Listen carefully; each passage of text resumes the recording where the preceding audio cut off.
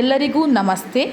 ಕೇರಳದ ಗುರುವಾಯೂರು ಟೆಂಪಲಿನ 2 ಕಿಲೋಮೀಟರ್ ಹತ್ತಿರ ಇರುವಂತಹ ಎಲಿಫೆಂಟ್ ಕ್ಯಾಂಪ್, ಇಲ್ಲಿಗೆ ನಾವು ರೀಸೆಂಟ್ ಹೋಗಿದ್ದೆವು.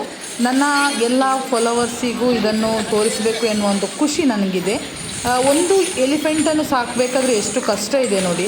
ಇಲ್ಲಿ ನಿಯರ್ಲಿ 30ಕ್ಕಿಂತ ಜಾಸ್ತಿ ಆನೆಗಳನ್ನು ನೀವು ಇಲ್ಲಿ ಕಾಣ್ಬೋದು. ನಿಮಗೆ ಪ್ರತಿ ಆನೆಯನ್ನು ನಾನು ಬೇರೆ ಬೇರೆ ರೀತಿಯ ವಿಡಿಯೋ ಮಾಡಿಕೊಂಡು ಈಗ ನಿಮಗೆ ತೋರಿಸ್ತಾ ಇದ್ದೇನೆ.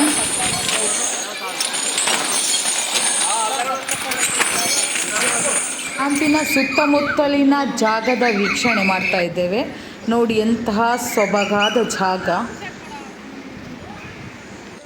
ನೀವು ಪ್ರಾಣಿ ಪ್ರಿಯರೇ ಆದರೆ ಈ ವಿಡಿಯೋವನ್ನು ಕೊನೆಯವರೆಗೂ ನೋಡಿ, ಎಲ್ಲಿಯೂ ಸ್ಕಿಪ್ ಮಾಡಬೇಡಿ. ಈ ವಿಡಿಯೋವನ್ನು ನೋಡಿದಾಗ ನಿಮಗೆ ಅಲ್ಲಿಗೆ ಹೋದಂಥ ಅನುಭವ ಖಂಡಿತವಾಗೂ ಸಿಗುತ್ತದೆ. ಗುರುವಾಯೂರಿನ ಆನೆ ಶಿಬಿರದ ಒಂದು ವಿವರಣೆಯನ್ನು ನೀಡುತ್ತೇನೆ. ಈ ಒಂದು ಶಿಬಿರವು ಒಂದು ಹಳೆಯ ಅರಮನೆಯನ್ನು ಶಿಬಿರವಾಗಿ ಪರಿವರ್ತಿಸಲಾಗಿದೆ. ಈ ಎಲ್ಲ ಆನೆಗಳು ದೇವಾಲಯಕ್ಕೆ ಸಂಬಂಧಿಸಿದ್ದಾಗಿದೆ. ದೇವಾಲಯದ ರಥೋತ್ಸವಗಳಲ್ಲಿ ಭಾಗವಹಿಸುತ್ತದೆ. ಪ್ರವಾಸಿಗರು ಅಂದರೆ ನಾವೀಗ ವೀಕ್ಷಕರು ಅದನ್ನು ಹತ್ತಿರದಿಂದ ನಾವು ನೋಡ್ತೇವೆ ಮತ್ತು ಅದರ ಫೋಟೋಗಳನ್ನು ಸಹ ತೆಗಿಲಿಕ್ಕೆ ಅವಕಾಶ ಇದೆ. ಇಲ್ಲಿ ಆನೆಗಳ ಆರೈಕೆಗೆ ಮತ್ತು ಈ ಬಾಣಂತಿ ಆರೈಕೆಗೆ ಎಲ್ಲ ಸಪ್ರೇಟ್ ಆದಂತಹ ಜಾಗವೂ ಇದೆ ಇಲ್ಲಿ.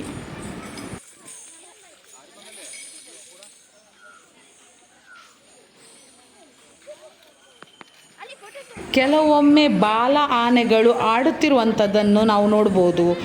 ಮತ್ತು ಅದಕ್ಕೆ ತರಬೇತಿಯನ್ನು ಕೊಡ್ತಾರೆ ಅಂತ, ಆನೆಗಳಿಗೆ ಹೇಗೆ ಇರಬೇಕು, ಏನು ತಗೊಂಡು ಹೋಗೋದು, ಹೇಗೆ ತಗೊಂಡು ಹೋಗೋದು, ಹೇಗೆ ಇರಬೇಕು, ಇಂತಹ ತರಬೇತಿಯನ್ನು ಕೊಡುವಂತಹದ್ದನ್ನು ನಾವು ಅಲ್ಲಿ ಕಣ್ಣಾರೆ ಕಾಣಬಹುದಾಗಿದೆ.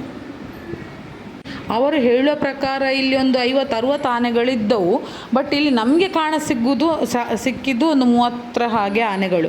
ಯಾಕಂದರೆ ಇಲ್ಲಿ ಕೆಲವು ಆನೆಗಳನ್ನು ಎದುರೇ ಕಟ್ಟಲಾಗಿತ್ತು. ಕೆಲವು ಆನೆಗಳು ತುಂಬ ದೂರದಲ್ಲಿ ಕಾಣಸಿಗುತ್ತಿತ್ತು. ಮತ್ತು ಇಲ್ಲಿಯ ಒಂದು ಸಮಯ ಬೆಳಗ್ಗೆ 9ರಿಂದ ಸಂಜೆ 5 ಗಂಟೆಯವರೆಗೆ. ಮಧ್ಯದ ಪ್ರವೇಶ ಶುಲ್ಕವು ಮಕ್ಕಳಿಗೆ 10 ರೂಪಾಯಿ ಮತ್ತು ದೊಡ್ಡವರಿಗೆ 20 ರೂಪಾಯಿಯನ್ನು ತೆಗೆದುಕೊಂಡರು. ಆನೆಗಳನ್ನು ನೋಡಿ ನಾವು ಖುಷಿ ಪಡ್ಬೋದು, ಆನಂದಿಸ್ಬೋದು. ಆದರೆ ಯಾವುದೇ ಕಾರಣಕ್ಕೂ ನಾವು ಆನೆಗಳಿಗೆ ಹಿಂಸೆಯನ್ನು ಕೊಡಬಾರ್ದು. ಚುಚ್ಚುವುದು, ಬಡಿಯುವುದು ಅಲ್ಲಿ ಯಾವುದಕ್ಕೂ ಅವಕಾಶ ಇಲ್ಲ. ಹತ್ತಿರದಿಂದಲೇ ನೋಡುವಂತಹ ಅವಕಾಶ ಇದೆ, ಆನಂದಿಸುವಂತಹ ಅವಕಾಶ ಇದೆ.